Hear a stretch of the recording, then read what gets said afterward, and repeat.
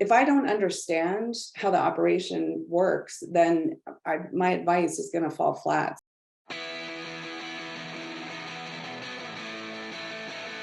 Hi, it's John Bernatovich, your host of the HR Like a Boss podcast. Welcome to Season 3. I've embarked on a journey to get to know amazingly awesome HR and business professionals with the hope of finding what it takes to do HR like a boss. If you like the show, please like, subscribe, and share with a friend. On today's show, I'm so excited to be joined by Lisa Collings. Lisa is a client of mine, and we've done some great work together over the last couple of years. And in a recent conversation that Lisa and I had, she shared some of her incredible insights in the healthcare space and being a strategic HR partner. I thought, oh gosh, what a great guest this would be on the HR Like a Boss podcast. So Lisa, welcome to the show. Thanks, John. Excited to be here.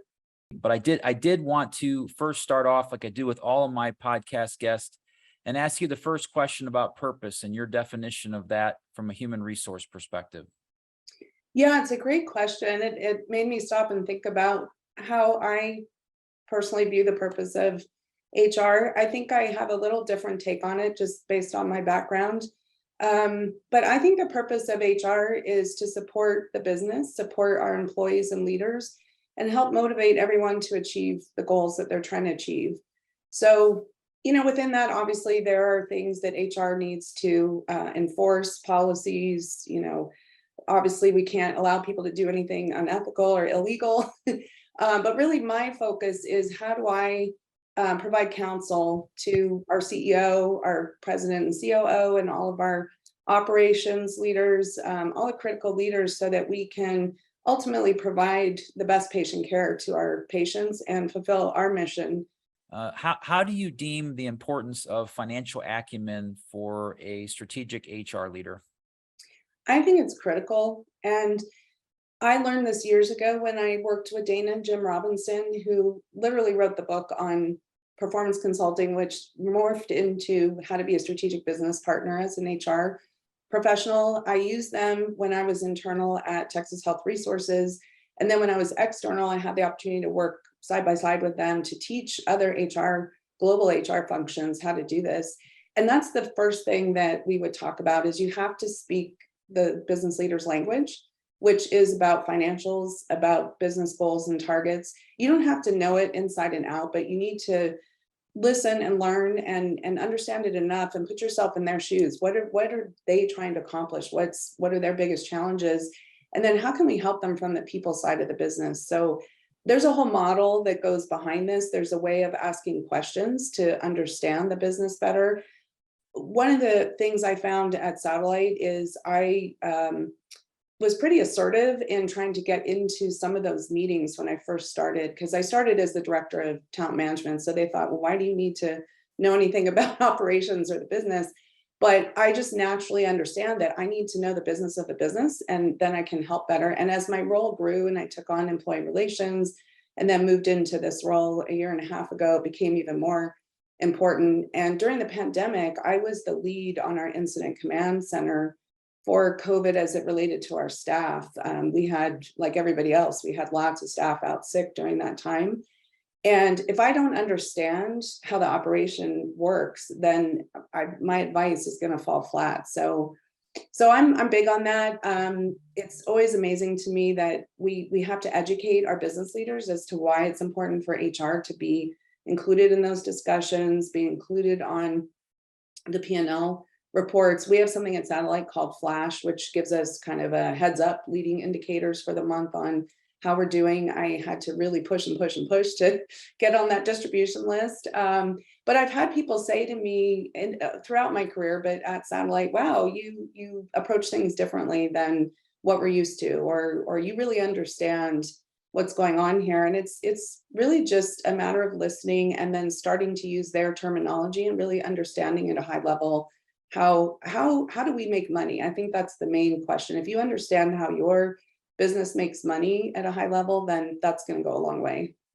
Tell me a little bit about your organization, how it's been impacted by this old term quiet quitting, or old idea, new term for quiet quitting, and how it's affecting engagement.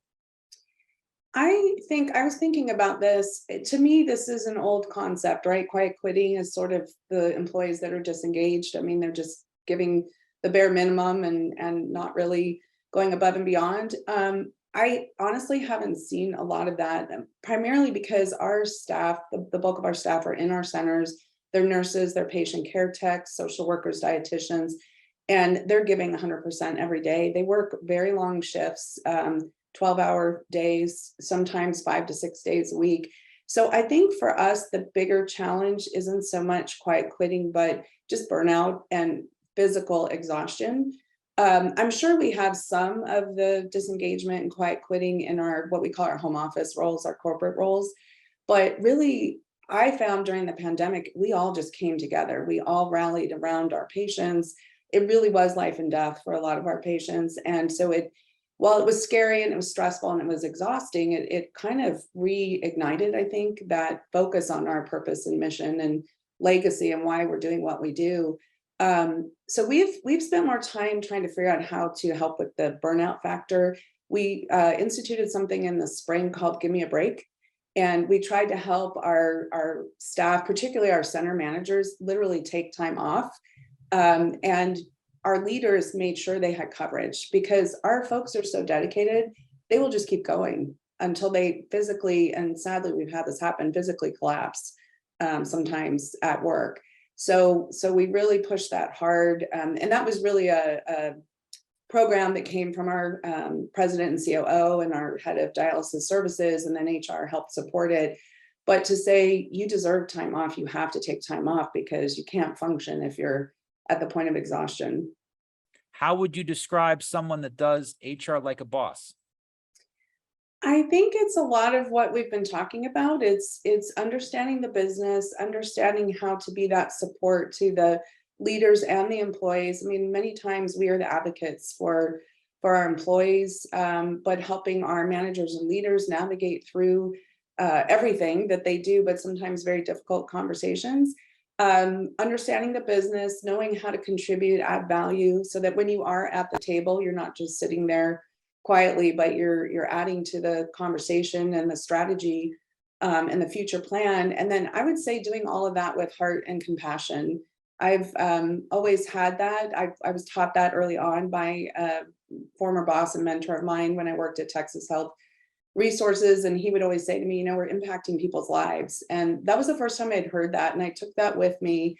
The other thing I've used a lot, because you mentioned, a lot of times HR is in the room for the not so fun part of laying people off or maybe terminating someone, but we do everything with respect and dignity. And so I think if you treat people that way, I've actually had people thank me after having to deliver very difficult news to them, because they appreciate how it was done, and that we took them as a human being into consideration. They're not just an employee, they're not just a number.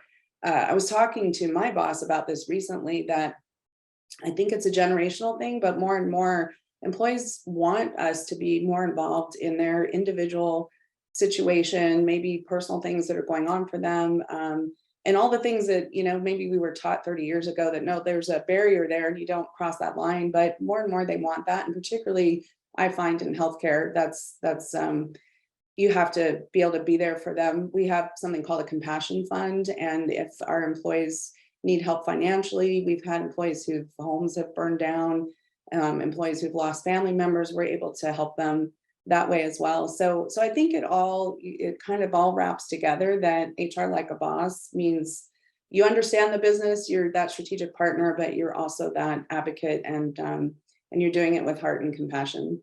Stellar job, Lisa Collings. Thanks you so much for being on the show. Thanks, John. Thank you for listening to the HR Like a Boss podcast. If it resonates with you, please leave a rating or review, or better yet, subscribe and share with a friend. Until next time, let's continue to aspire to do amazingly awesome HR.